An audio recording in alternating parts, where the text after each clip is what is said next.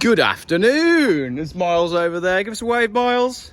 Miles is the gentleman that sold me the V70R, which was the car that I bought to replace this car for the Benidorm drive. Do you remember I did that video that was getting this car ready for Benidorm, then didn't get it ready in time, and then bought a car off Miles instead? Well, today we're playing Let's Get This Car Ready for Le Mans instead. Have you got any other cars I can buy in case we can't get this one ready? So what we're trying to do today is get the suspension properly set up on the 850 TDI, which I'm planning to drive to Le Mans. I needed to get the tracking done, which you may remember from the original video, but they couldn't do the tracking because the track rod end was seized, so I had the track rod ends done, and then they couldn't do the tracking because even with the new track rod ends, they couldn't get the car to go in a straight line because of the lowered suspension and the fact that it's got self-adjusting Nivermat suspension on the rear. So what we're doing today is replacing the front springs with factory standard springs to see if we can get the car to sit at the ride height that it was meant to sit at when it left the factory, so we can get the tracking done so I can drive it to Le Mans. And there's some other things that are going on at the same time, including lots of drinking tea, lots of looking for tools, because that's what you do, and possibly swapping some parts from the donor car, which is over here, which is that one there. And if all else fails, what I'll do is I'll just buy this one and we'll go and do it in the BMW instead. But I'm hoping that no more cars need to be bought for a little while. I'll show you where we've got to so far. Both shocks are off. It's the full the full strut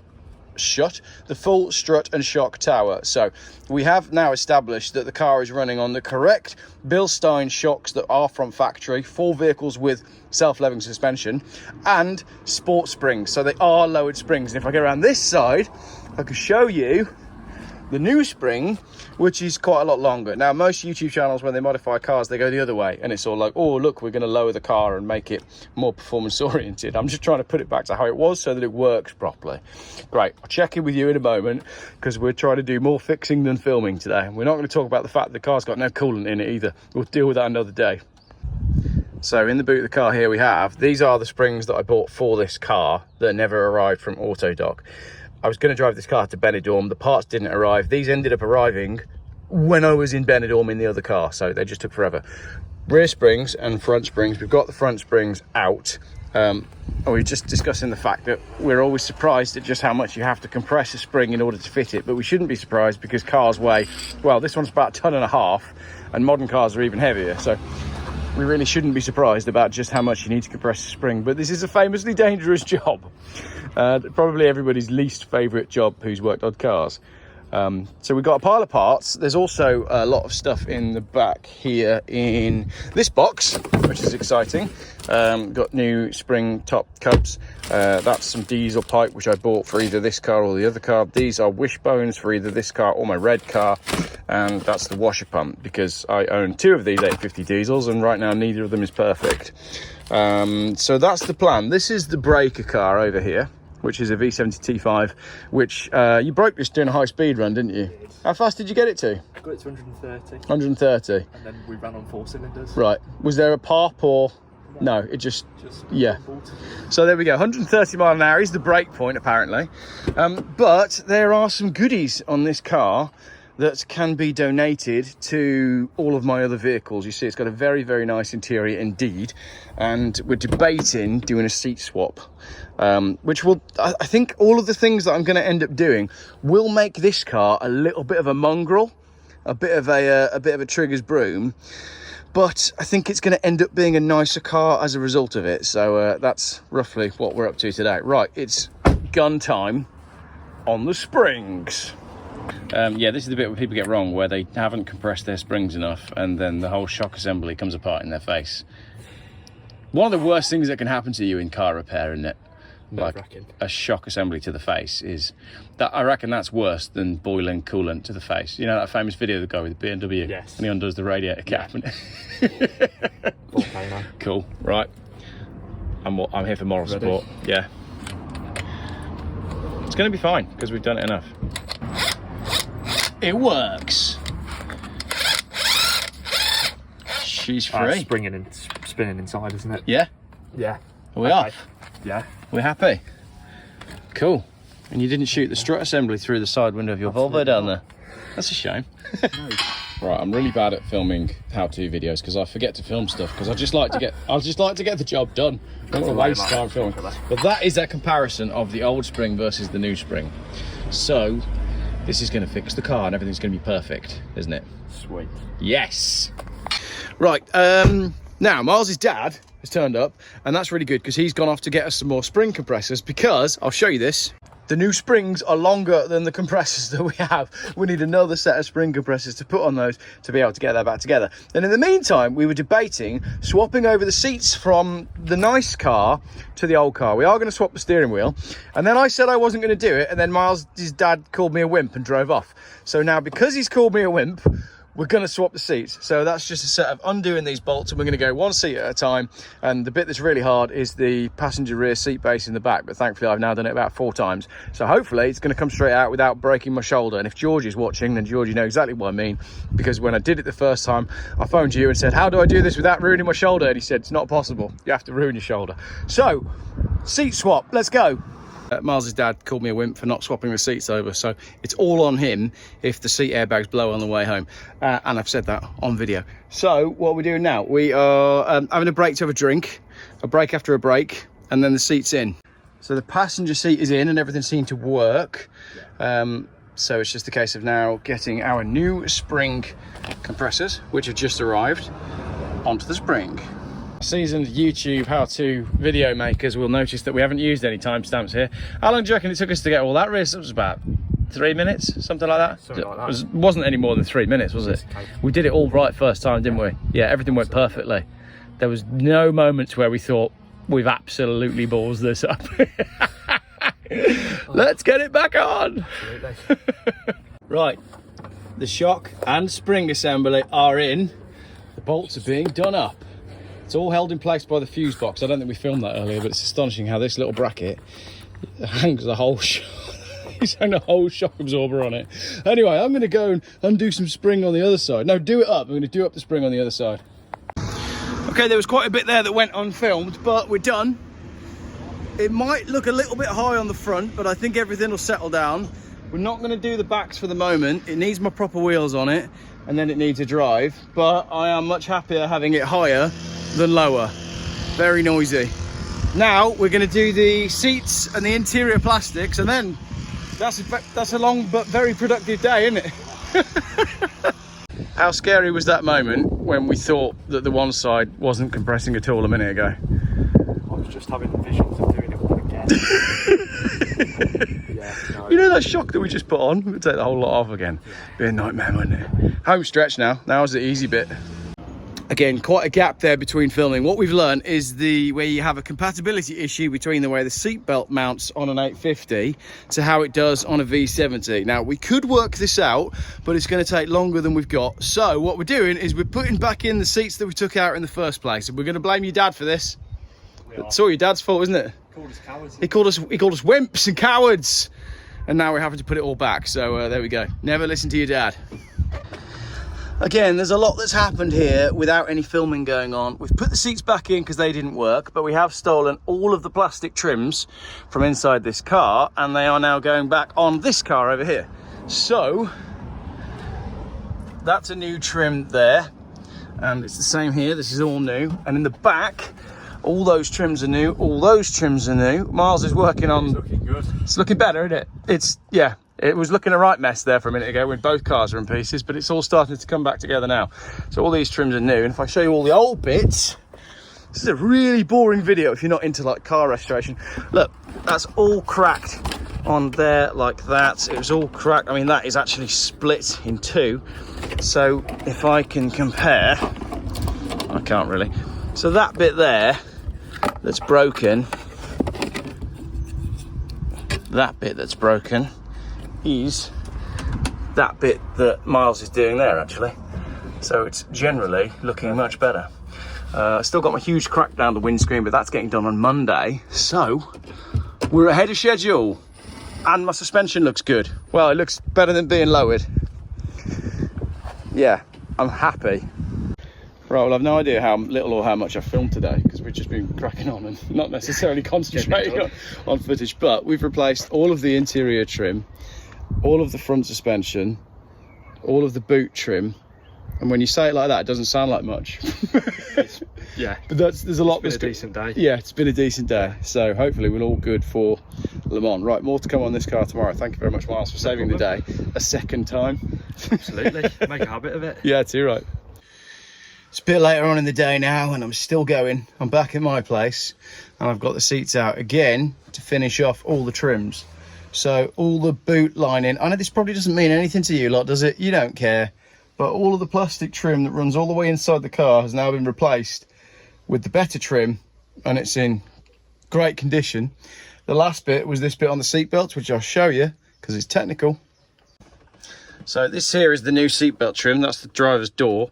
And you can see it's in great condition, but it was slightly different. So I had to change one of the mount points at the top because the mounting point was slightly different on the V70 to the 850. But now it's all done. So I'm really pleased. Right, that was probably a terrible video, but now I'm going to clean up my car because the other day we were coming back from a barbecue and Mrs. Geoff dropped a bottle of balsamic vinegar in here.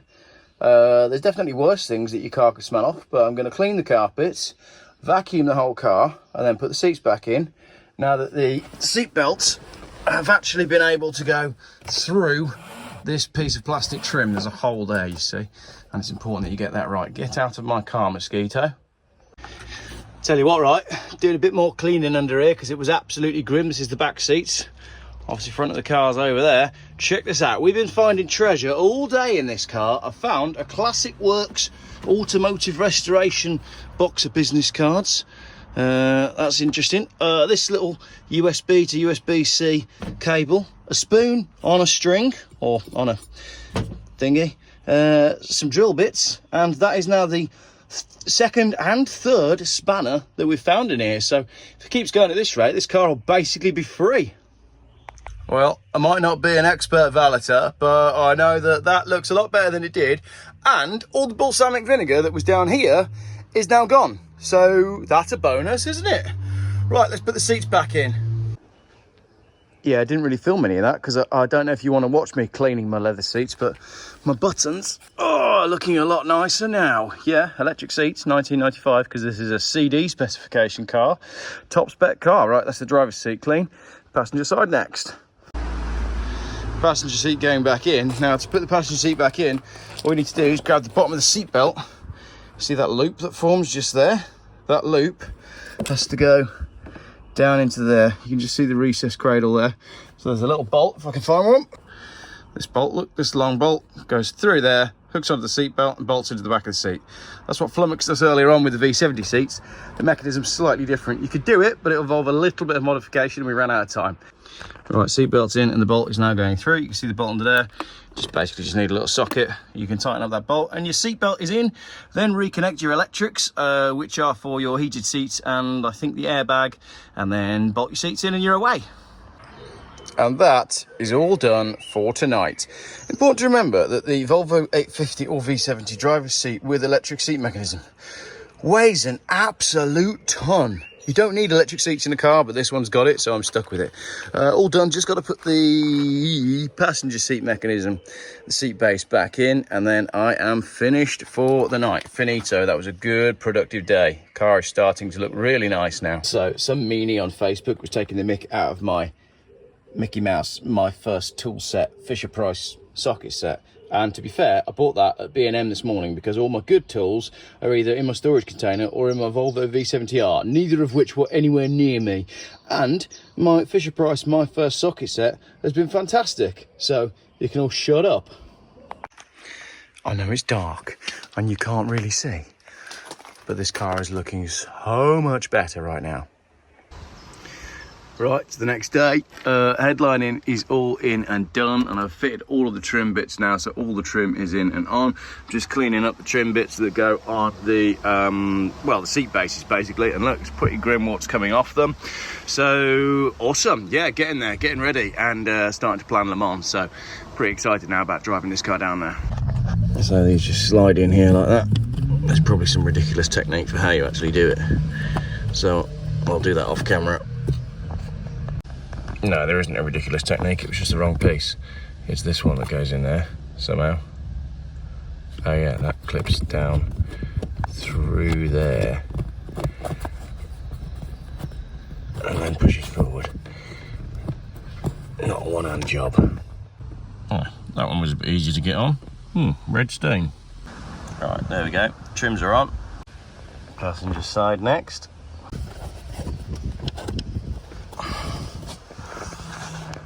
All done, much better.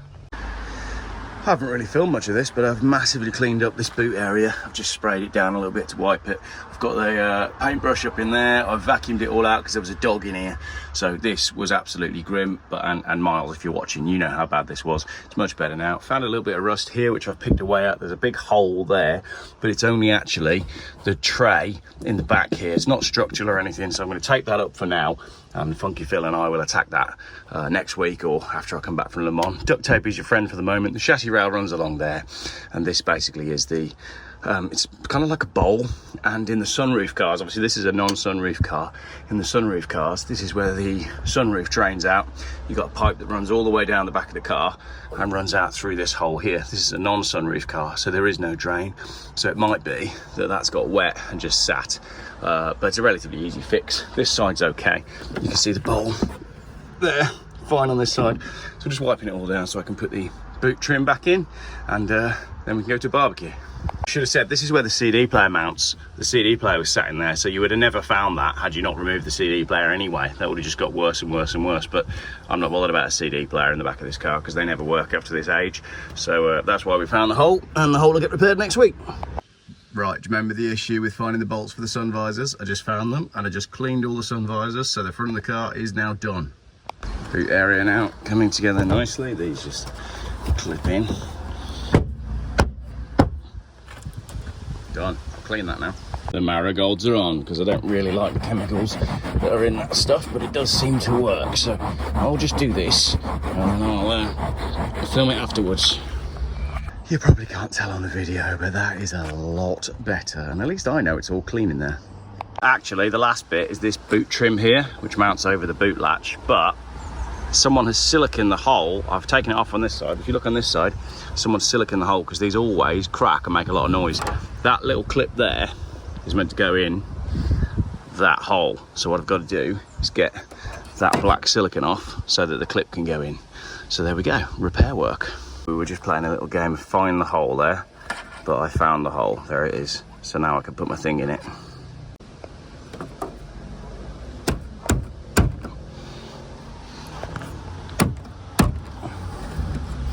Oh, I might need to take some more silicone off that. Bugger.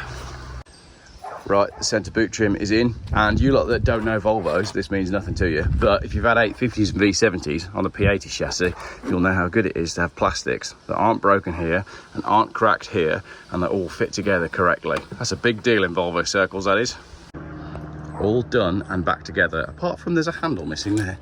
But I don't see that that matters because I'm going to carpet this boot anyway, put a piece over the top of it like I like to do. Now we really are going wild. I'm treating the leather. Oh yeah, I quite enjoy doing this. There's something sexual about it, but don't tell anyone. And just rub it on. Oh yeah. So that basically just nourishes the leather and puts a bit of life back into it. It's a hot day, so that should be fine. It does say apply sparingly, but I've never done anything sparingly in my life. So I probably put too much on it, but sort of job you only really do once. And the results are nice. It'll shine for a little bit and then it'll fade off later on. So I've run out of time now. We've got to go to barbecue. I'd like to carry on, but I'd rather go to barbecue.